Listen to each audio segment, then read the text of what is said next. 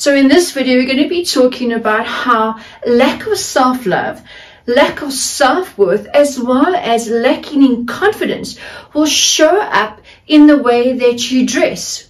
So when you walk into a room, people observe you.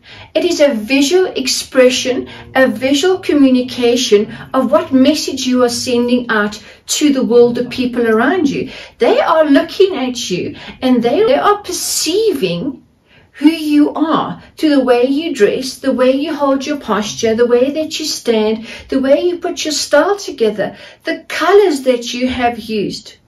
People are making all these assumptions about you before you've even greeted them and said hello. In this video, I'm going to create awareness to see whether you are lacking self-love or self-worth, as well as lacking in self-confidence. And it projects and shows through the way that you dress, the way you present yourself into the world through your style. So my name is Tanya Sutherland, and for over 38 years of experience of being a fashion designer, starting my fashion career at the age of 18, studying my first position as a junior designer at the age of 19, and at the same time creating my first collection, generating that extra income, but also knowing that women wanted something more unique and something but more different. And as the years progress of me being a designer, working with thousands of women, I understand that women tend to lose themselves. Women give so much to their loved ones, to their families. They're always putting them first. And me being a career woman, I put my career first. And there were many times when I neglected myself and I kind of stayed in a certain way of dressing, almost a uniform. I'll give you an example. At one stage of my life, running my businesses, I wore a lot of black because black was my uniform.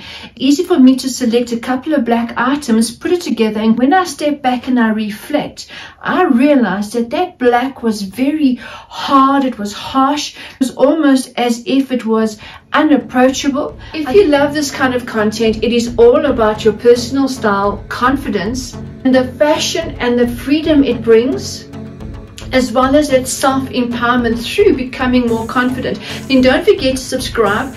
Of course, leave any comments down below. I'd love to come back to you. All that black that I was wearing, I was just so focused on work that I did not make time for self-love, self-nurturing. In my life at that stage, there was no work-life balance. It was just work, work, work. And I got dressed in the morning, just grabbed my black typical uniform. When I went shopping, what do you think I chose? Was black, black, black. So not realizing that how important it was for me to be more approachable in the way that I'm dressing, bringing in perhaps more color, to look more softer, to be approachable so people can actually talk to me and actually don't feel intimidated by my all black that I was wearing. I went through a transformation a few years ago and decided that I'm going to bring color into my life because color gives me energy. It makes me feel more confident. And I'm starting to love myself more, looking at colors that makes me feel that I've got more energy, that I'm more approachable, and I'm also becoming more devoted to myself. Instead of discipline, it's more devotion. By bringing more color into my wardrobe, I'm consciously aware of being more compassionate to myself as well as to others. Many years of experience, with many years of me doing confidence and image talks with my clients, we would have many discussions about how women have neglected themselves. They've lost their identity where they put all their attention onto the children, running chores, helping the children with homework, doing homeschooling, or they are so busy with their own businesses they haven't got time to take care of themselves any better, or the children have left the house, or they've gone through a divorce and suddenly they've just lost their identity because they've changed so much to please others. They've dismissed their own needs above others. You no longer know who you are. You don't know what your style is. Even your self-worth and your self-love has taken a serious dip, and obviously it portrays in the way that you dress, because now you're at a certain age and now you think you have to dress age appropriate. So I would like to share this with you. So I'm 57 and I don't know what a 57-year-old is supposed to wear. I would dress according to what makes me happy, makes me confident, and makes it is time to reinvest in yourself, that you can step out being the best version of yourself right now. Let's be honest, does your wardrobe still work for you? When you walk out the door to face the world, you realize that your attire that you have put together, creating your style look, it portrays how you see yourself, how you're feeling about yourself. It is a visual communication. It's like a business card. It's a representation of your personality. Your style is an extension of yourself. When you walk out, are you showing up or are you rather standing back? Are you trying to be more camouflaged in the background? Then I suggest take some time to re-look at your wardrobe. So let's take a moment how much you have transformed and changed, evolved over the last 10, 20, just the last year. Has your wardrobe evolved and transformed with you, or has it stayed stuck in a certain era, perhaps with you as well? Have you been staying in comfort zones? And we know comfort zones are definitely dead zones. So how do we shift and change this?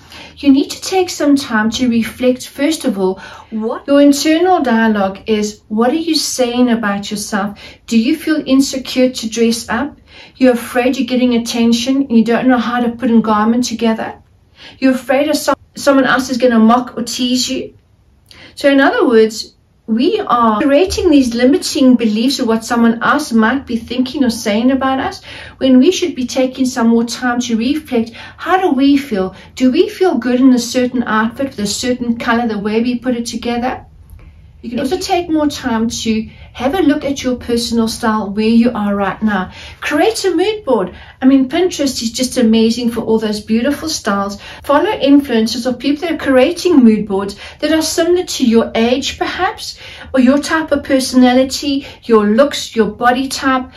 Start compiling all those pictures together.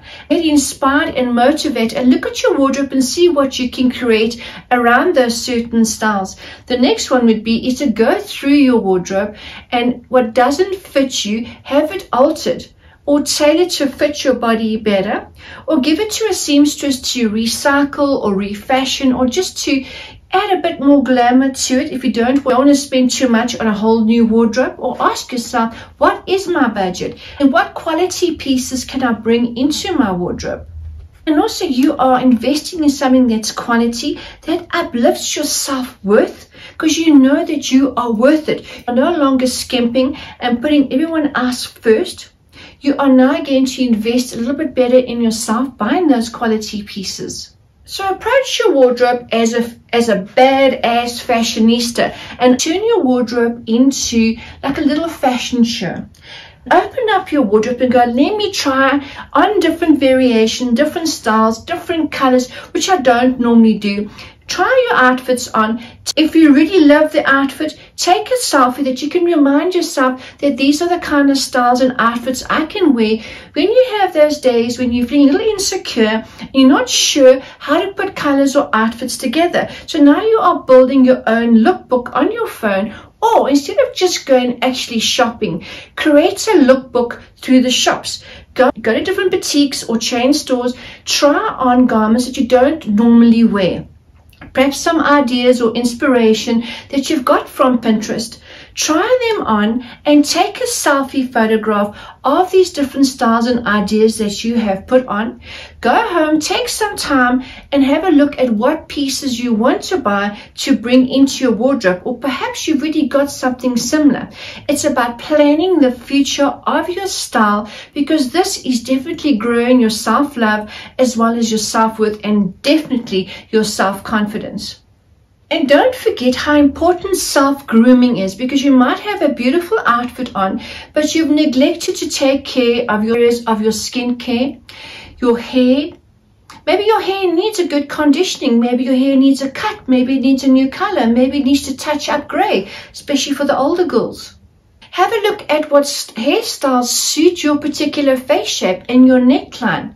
Try a new haircut. Invest in hair products that actually condition your hair and give your hair a glow, as well as using skincare products that moisturize your skin, and learn some basic techniques of how to put makeup on. There are so many videos out there that you can learn some absolute basics, so that you know you are taking more time in yourself, in your grooming and your dressing.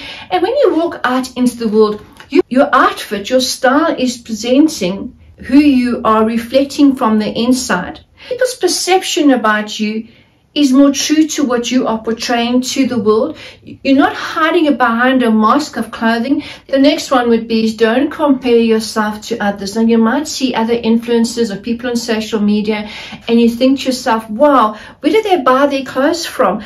They are so well put together. They look absolutely amazing. Just think about it for a minute. We don't want to compare, we want to be individual, but we like to get inspiration and get ideas from others. There's nothing wrong with that. Remember, even those influencers or those people on social media, whoever you are following and finding yourself you're comparing with them, they've also had to invest in their style. They had to invest in self-love, in the way they're presenting themselves. They've also had to do some self-investment, self-reflection to see who they are, to step out into the world and look absolutely glamorous and fabulous. They've taken time, invested in themselves. You need to do that too. It's about finding who you are right now. It's about diving down that self-discovery journey. I will leave the link down below of my self-mastery course workbooks that I have. It is about evolving from lack of self-love.